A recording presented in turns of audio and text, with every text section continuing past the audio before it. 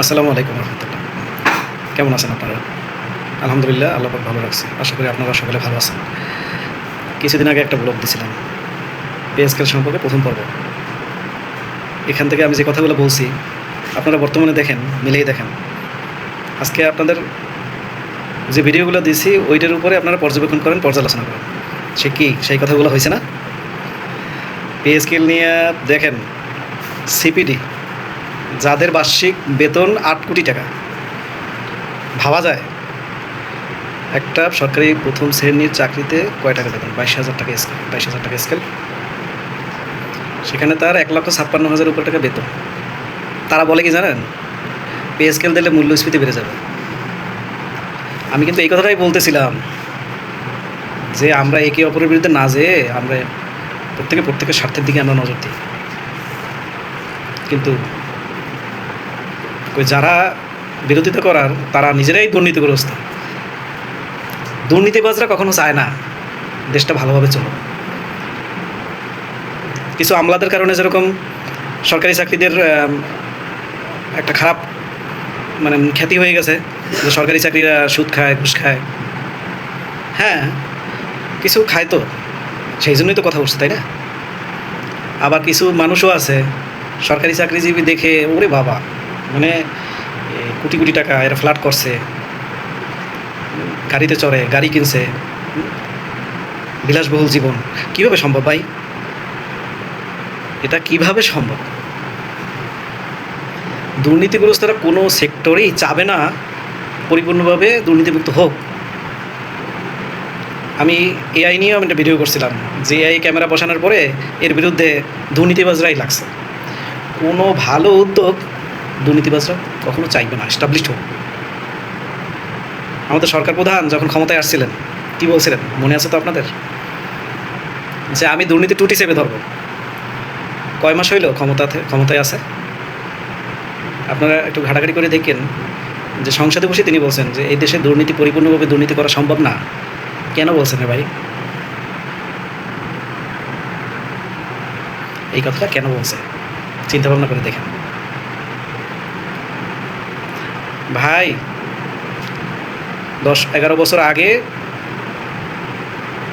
থেকে যে 11 বছর পর্যন্ত যে এরকম দ্রব্যমূল্যের দাম বাড়ছে, সেটার বিরুদ্ধে তো কেউ কথা বলে না, স্ট্রং কোনো পদক্ষেপ নেয় না। আমি কিন্তু এই কথাটাও ভিডিওতে পে স্কেল দ্বিতীয় পর্বে আমি কিন্তু ভিডিওতে বলছিলাম যে পে স্কেল নিয়ে যে পরিমাণ কথা হইতেছে, এই 11 বছরে যদি দ্রব্যমূল্য নিয়ে মূল্যস্ফীতি নিয়ে যদি এই পরিমাণ কথা হইতো, কে বলবে রে ভাই? এদেশের ব্যবসায়ীরা নিজেদেরকে শাহেনশাহ মনে করে। এই বর্তমান সরকারের আগের সরকারও ব্যবসায়ীদের নিয়ন্ত্রণ করতে পারে না, এই সরকারও পারতেছে না। ভাই কে খারাপ? আমরা কারই খারাপ বলি? ওই একটা ভিডিওতে দেখছিলাম, অন্যের কথা একটু শেয়ার করে বলা, আমার কথা না, কিন্তু কথা তো সত্য। আমরা সবাই দোষ ধরি, ইউনূস সুদখোর, হ্যাঁ, শেখ হাসিনা স্বৈরাচার, জামাত রাজাকার, হ্যাঁ, বিএনপি খাম্বাচোর। আর এই যে যারা দুর্নীতি করে, যারা ভেজাল দেয়, কি তারা সাধু? মোট কথা যারা দুর্নীতিগ্রস্ত তাদের আমার এই কথা ভালো লাগবে না। ওই মসজিদে বসে ইমাম সাহেব আপনাদেরকে একটা কথা শোনান। মসজিদে বসে ইমাম সাহেবরা কথা বলতে পারে না, সেক্রেটারি নিজেই সুদখোর। এখন এক মসজিদে, আমাদের এলাকায় এরকম এক মসজিদে এরকম ইমাম সাহেব কথা বলতেছে সুদের বিরুদ্ধে। সুদের টাকা দিয়ে এই মসজিদে দান করলে কোনো স্বভাব হবে না।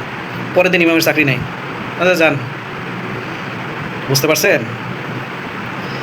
কথা বলতে দিবে না রে ভাই। আমাদের দেশটাকে দুর্নীতিবাজরা দিতে পারে না, ভালো করতে চায় না। তো এখন কি এই দুর্নীতি, এই অপসংস্কৃতি, একে অপরের বিরুদ্ধে লাগা, একে অপরের বিরুদ্ধে অবস্থান নেওয়া কি দরকার ছিল রে ভাই? কয় টাকা বেতন পায় একটা সরকারি চাকরিজীবীর ভাই? কয় টাকা বেতন পায় বলেন? এই বাজারে টাকা তো সংখ্যা।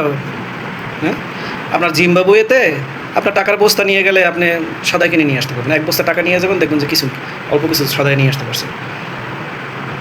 টাকা দিয়ে কী হয় ভাই? টাকার মানই যদি থাকে না।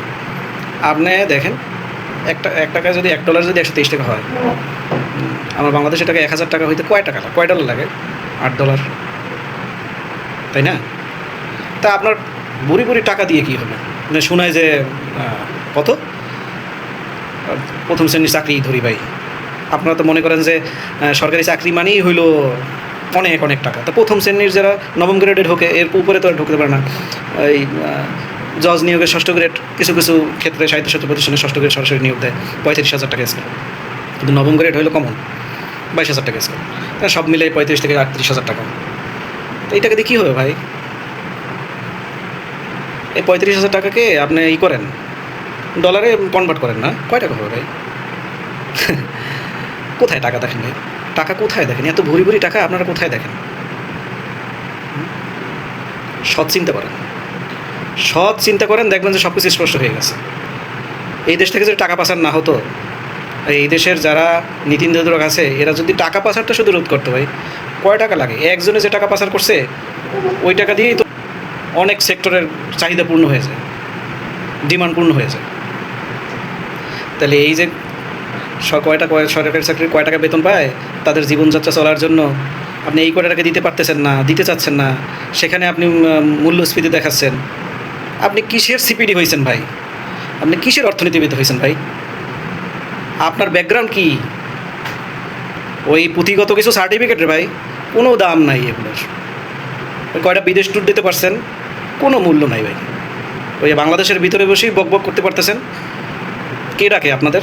এই সিপিডির এই সদস্যরা কে ডাকে আপনাদের? যে আমাদের দেশের একটা উন্নত দেশের অর্থনীতির একটা বিশ্লেষণ করে দিয়েছেন, আমরা অর্থনীতিতে বিপদে পড়ছি। না, আমাদের অর্থনীতির একটু উদ্ধার করে দিয়েছেন। আপনাদের মতো এই দুসা অর্থনীতি দিয়ে তারা কখনো আপনাদেরকে ডাকবে না। আপনারা র্যাঙ্কিংয়ে কয় নম্বরে? আপনারা দেশের অর্থনীতি কি অবস্থায় আছে, কাকে সুবিধা দিতে হবে, সুবিধা দিলে কি অবস্থা হবে, আপনি সেগুলো না বলে, চিন্তা ভাবনা না করে, না মা বলেছে তুমি এই কাজ করবা, এই কাজ করবা। তা তো একটা বাচ্চারে, একটা ছোটো ছেলেরে বাসায় এসে বলছে যে তুমি বাজার থেকে এক প্যাকেট লবণ নিয়ে আসো। এখন বাজারে গেছে, এক প্যাকেট লবণ নিতে আসে, তো পকেটে টাকা নেই। তো এখন যে লবণ নিতে দোকানদার দিছে, এখন বলতেছে যে কই দাও, টাকা দাও। দেখেন পকেট হাতাই দেখে টাকা নাই। তো এখন বাসায় বিক্রেতা তো আর লবণ দেয় নাই। এখন বাসায় এসে মাকে বলছে, মা তুমি তো লবণ আনতে বলছো, কেন লবণ আনো না? তুমি টাকা দাও নাই, তুমি তো টাকার কথা বলো নাই। বলছে যে টাকার কথা বলি নাই, তোমার যে টাকা নেওয়ার জন্য বলছিলাম, সেটা তো তোমার প্রথমেই বলছি যে কোনো জিনিস কিনতে হলে টাকা নিয়ে যাইতে হয়, টাকা ছাড়া দিবে না। তা আমি তো টাকা তোমার জন্য রাখি দিয়েছিলাম, তোমার ওই বারবার বলতে হবে, মানে ওই সময় বলি না, এই জন্য আর নেও নাই। তাহলে আমাদের ওই দুসা অর্থনীতিবিদদের অবস্থা হয়েছে না, অর্থনীতি ভঙ্গুর হয়ে গেছে, বিভিন্ন খাত দুর্যোগ, বিপর্যয় ঘটে গেছে, এখন আর খাওয়ান দেওয়া যাবে না। কয়দিন 2 দিন না খাই থাকবেন আপনারা। এইসব অথর্ব অর্থনীতিবিদদের সমাধান হইল এইটা। দেশের যখন খাদ্য সংকট দেখা দেবে, এইসব অর্থনীতি বলবেন কি 2 দিনের জন্য খাওয়া বন্ধ করে দিন। এই হলো এইসব অর্থনীতিবিদদের জ্ঞান বুদ্ধি। বেশি কথা বলবো না, কথা মিলেই নিয়েন। দেখছেন অবস্থা, মানে নিজেদের দিকে তাকায় না, নিজেরা কত টাকা বেতন পায়, কত খরচ করে, তাদের লাইফস্টাইল কী, আর এই সরকারি চাকরিজীবীরা 2-4 টাকা পাবে, তাই নিয়ে তাদের মাথা ব্যথা। পরিবর্তন দরকার। পরিবর্তন শুধু সরকার পরিবর্তন হলেই পরিবর্তন হবে না।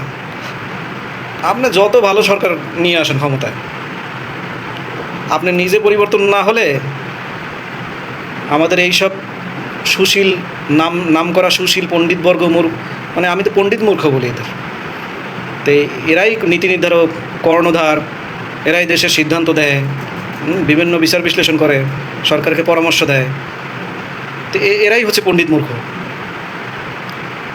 তাহলে কীভাবে হবে? কীভাবে পরিবর্তন হবে বলেন তো? আল্লাহর কাছে দোয়া করি, আল্লাহ তাআলা এদেরকে সুবুদ্ধি দান করেন। আসসালামু আলাইকুম রহমতুল্লাহ।